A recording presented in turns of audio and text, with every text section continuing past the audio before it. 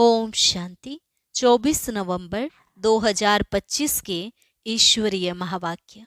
पहले सुनते हैं मुरली के मुख्य पॉइंट्स। बाबा ने कहा, इस समय सारी दुनिया में तुम्हारे जितना वैल्यूएबल टाइम और कोई का नहीं है। अपना ये वैल्यूएबल टाइम व्यर्थ मत गंवाओ। यह नॉलेज तुम्हें पात्र को ही देनी है। बहुत प्यार व नम्रता से समझाना चाहिए।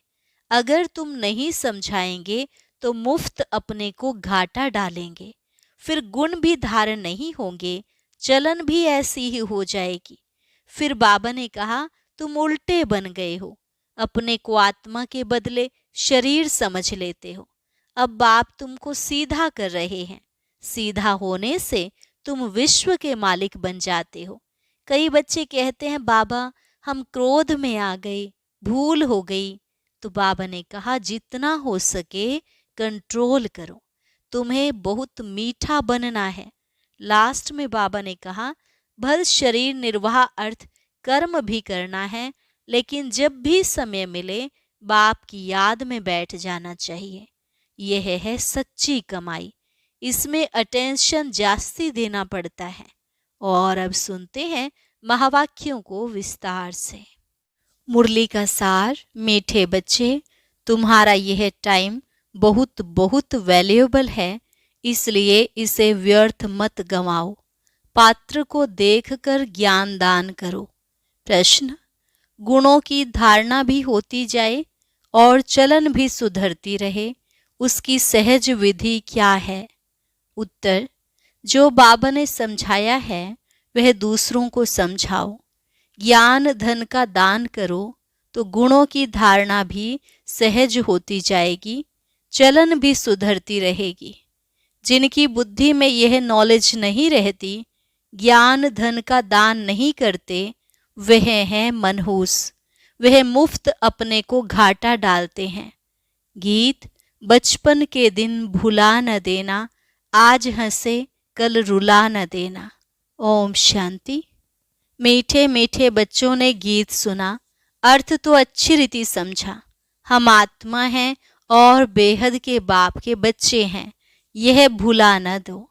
अभी अभी बाप की याद में हर्षित होते हैं, अभी अभी फिर याद भूल जाने से गम में पड़ जाते हैं। अभी अभी जीते हो, अभी अभी मर पड़ते हो। अर्थात अभी अभी बेहद के बाप के बनते हो, अभी अभी फिर जिस्मानी परिवार तरफ चले जाते हो। तो बाप कहते हैं, आज हंसे कल रो न देना। यह हुआ गीत का अर्थ। तुम बच्चे जानते हो, बहुत करके मनुष्य शांति के लिए ही धक्का खाते हैं, तीर्थ यात्रा पर जाते हैं। ऐसे नहीं कि धक्का खाने से कोई शांति मिलती है। यह एक ही संगम युग है जब बाप आकर समझाते हैं, पहले पहले तो अपने को पहचानो। आत्मा है ही शांत स्वरूप। रहने का स्थान भी शांति धाम है। यहाँ आती है तो कर्म जरूर करना पड़ता है।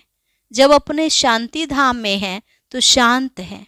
सतयुग में भी शांति रहती है, सुख भी है, शांति भी है। शांति धाम को सुख धाम नहीं कहेंगे। जहाँ सुख है उसे सुख धाम, जहाँ दुख है उसे दुख धाम कहेंगे। यह सब बातें तुम समझ रहे हो। यह सब समझाने के लिए कोई को सम्मुख ही समझाया जाता है। प्रदर्शनी में जब अंदर घुसते हैं तो पहले पहले बाप का ही परिचय देना चाहिए। समझाया जाता है, आत्माओं का बाप एक ही है, वही गीता का भगवान है। बाकी यह सब आत्माएं हैं। आत्मा शरीर छोड़ती और लेती है। शरीर के नाम ही बदलते हैं, आत्मा का नाम नहीं बदलता। तो तुम बच्चे समझा सकते हो, बेहद के बाप से ही सुख का वर्षा मिलता है। बाप सुख की सृष्टि स्थापन करते हैं। बाप दुख की सृष्टि रचे, ऐसा तो होता नहीं। भारत में लक्ष्मी नारायण का राज्य था ना, चित्र भी हैं। बोलो यह सुख का वर्षा मिलता है। अगर कहें यह तो तुम्हारी कल्पना है तो एकदम छोड़ देना चाहिए। कल्पना समझने वाला कुछ भी समझेगा नहीं। तुम्हारा टाइम तो बहुत वैल्यूएबल है। इस सारी दुनिया में तुम्हारे जितना वैल्यूएबल टाइम कोई का है नहीं। बड़े बड़े मनुष्यों का टाइम वैल्यूएबल होता है, बाप का टाइम कितना वैल्यूएबल है। बाप समझाकर क्या से क्या बना देते हैं।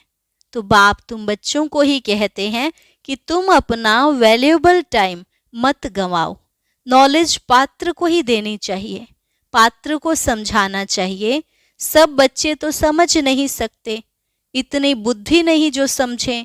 पहले पहले बाप का परिचय देना है। जब तक यह नहीं समझते कि हम आत्माओं का बाप शिव है, तो आगे कुछ भी नहीं समझ सकेंगे। बहुत प्यार नम्रता से समझाकर रवाना कर देना चाहिए, क्योंकि आसुरी संप्रदाय झगड़ा करने में देरी नहीं करेंगे।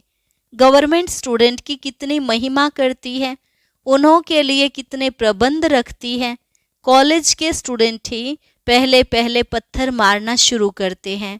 जोश होता है ना, बूढ़े या माताएं तो पत्थर इतना जोर से लगा न सके। अक्सर करके स्टूडेंट्स का ही शोर होता है, उन्हों को ही लड़ाई के लिए तैयार करते हैं। अब बाप आत्माओं को समझाते हैं, तुम उल्टे बन गए हो, अपने को आत्मा के बदले शरीर समझ लेते हो। अब बाप तुमको सीधा कर रहे हैं। कितना रात दिन का फर्क हो जाता है। सीधा होने से तुम विश्व के मालिक बन जाते हो। अभी तुम समझते हो हम आधा कल्प उल्टे थे, अब बाप आधा कल्प के लिए सुलटा बनाते हैं। अल्लाह के बच्चे हो जाते तो विश्व की बादशाही का वर्षा मिलता है। रावण उल्टा कर देते हैं तो कला काया चट हो जाती, फिर गिरते ही रहते।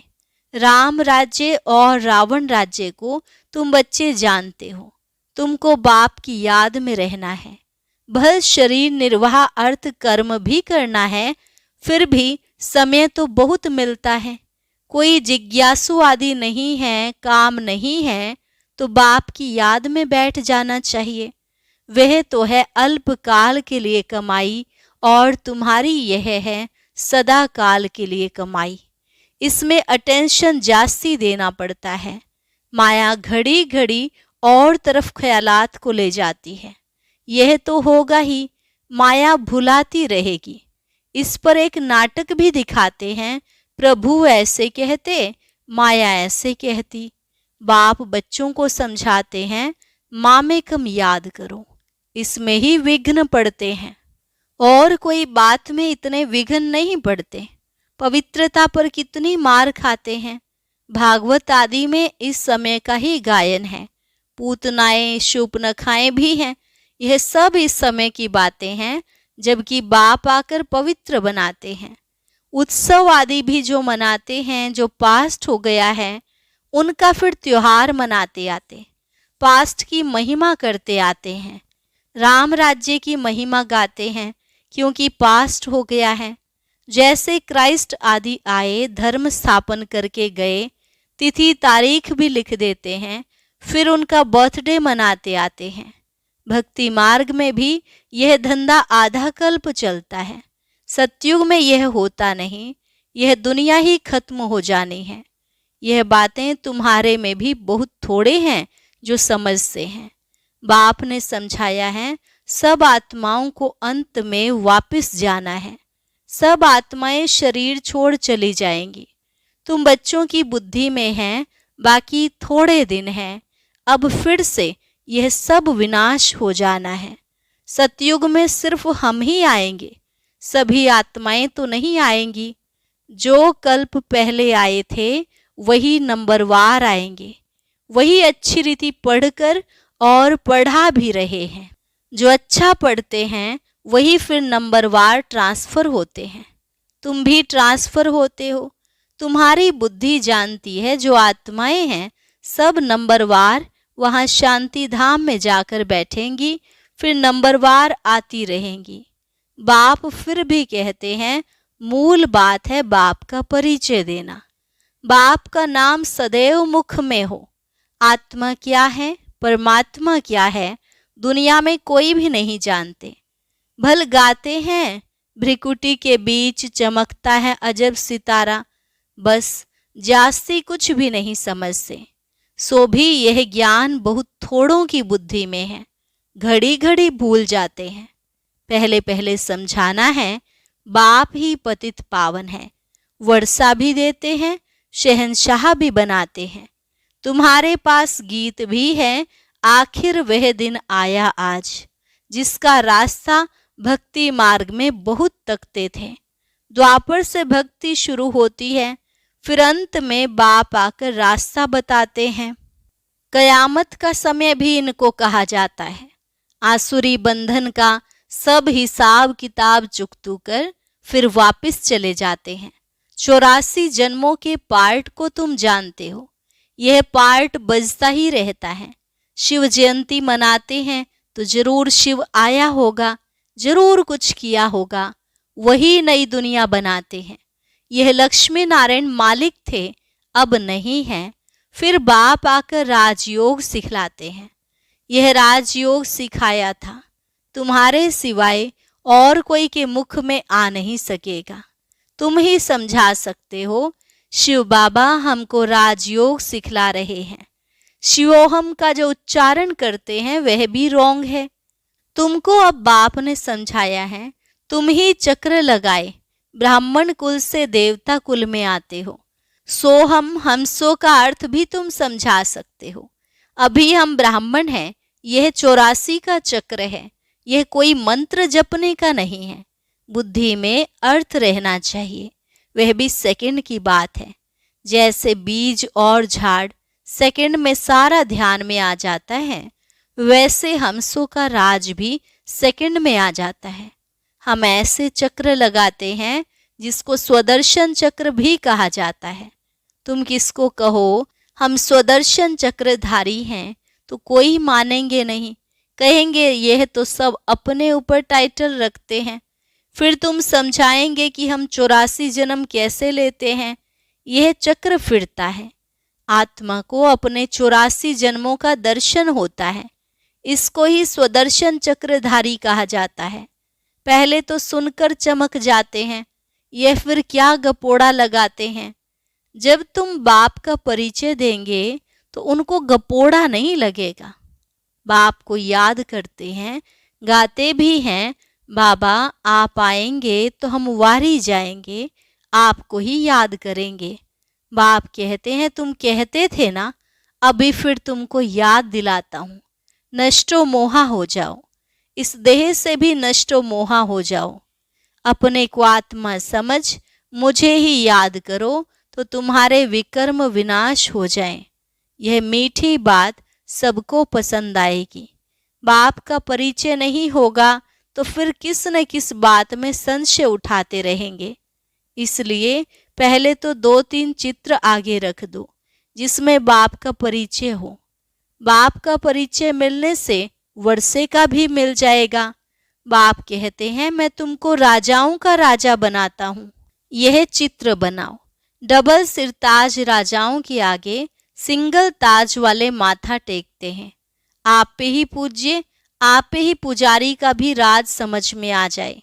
पहले बाप की पूजा करते हैं, फिर अपने ही चित्रों की बैठ पूजा करते हैं। जो पावन होकर गए हैं उनका चित्र बनाए बैठ पूजते हैं।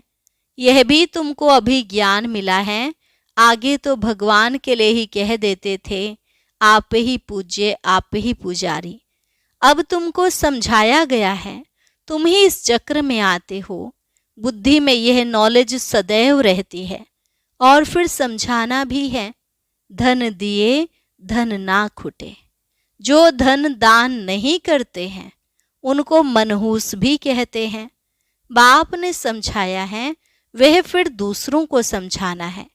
नहीं समझाएंगे तो मुफ्त अपने को घाटा डालेंगे, गुण भी धारण नहीं होंगे, चलन ही ऐसी हो जाएगी। हर एक अपने को समझ तो सकते हैं ना, तुमको अब समझ मिली है, बाकी सब है बेसमझ। तुम सब कुछ जानते हो। बाप कहते हैं इस तरफ है दैवी संप्रदाय, उस तरफ है आसुरी संप्रदाय। बुद्धि से तुम जानते हो अभी हम संगम युग पर हैं। एक ही घर में एक संगम युग का, एक कलयुग का, दोनों इकट्ठे रहते हैं। फिर देखा जाता है हंस बनने लायक नहीं है तो युक्ति रची जाती है, नहीं तो विघ्न डालते रहेंगे। कोशिश करनी है आप समान बनाने की, नहीं तो तंग करते रहेंगे। फिर युक्ति से किनारा करना पड़ता है।